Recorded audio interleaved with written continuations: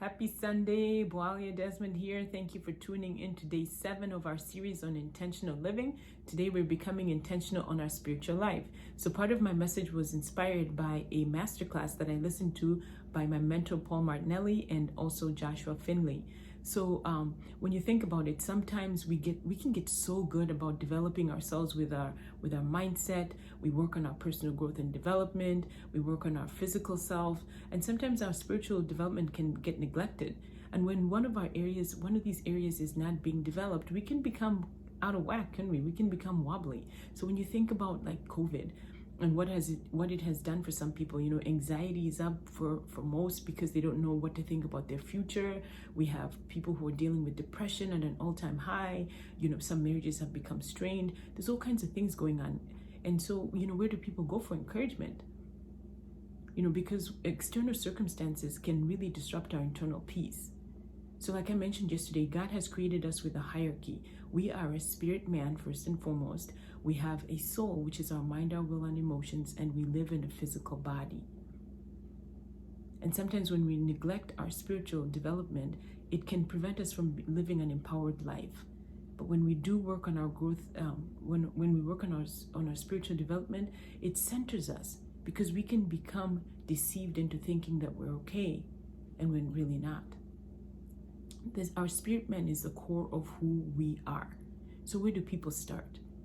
Because some people have completely taken themselves out of the game, where they think they're not worthy, or they think they don't know enough, or they think they're not good enough, that God is so holy that they just think, I'm too bad for him to accept me.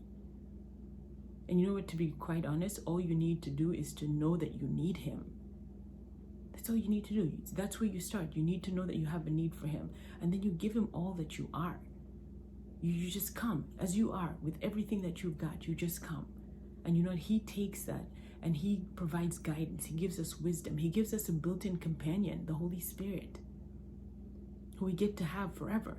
And regardless of how long you've been, seeking God, how long we've been seeking him, you may have just finally discovered that you have a need for him. You may have been serving God your whole life, but we all have gaps. And he comes and he takes us as we are, and the imperfect us, and he makes us complete.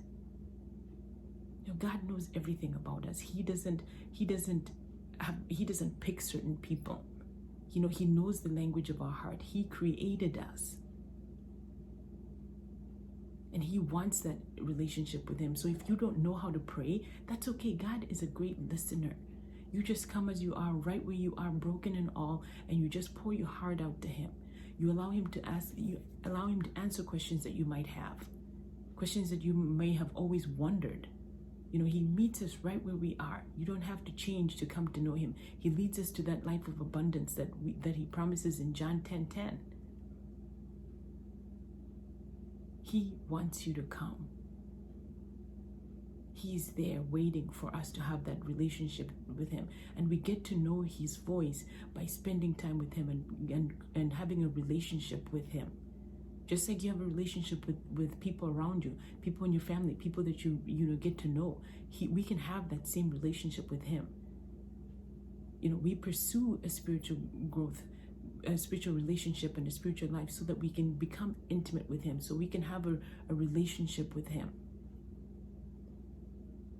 And you don't have to change. He doesn't judge. He loves you for who you are.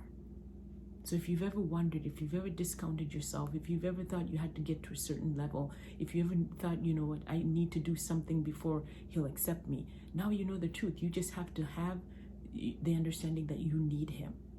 And then you just come and allow him in. Give him some space in your heart. So I thank you for tuning in. I hope that's been helpful, and I will see you tomorrow.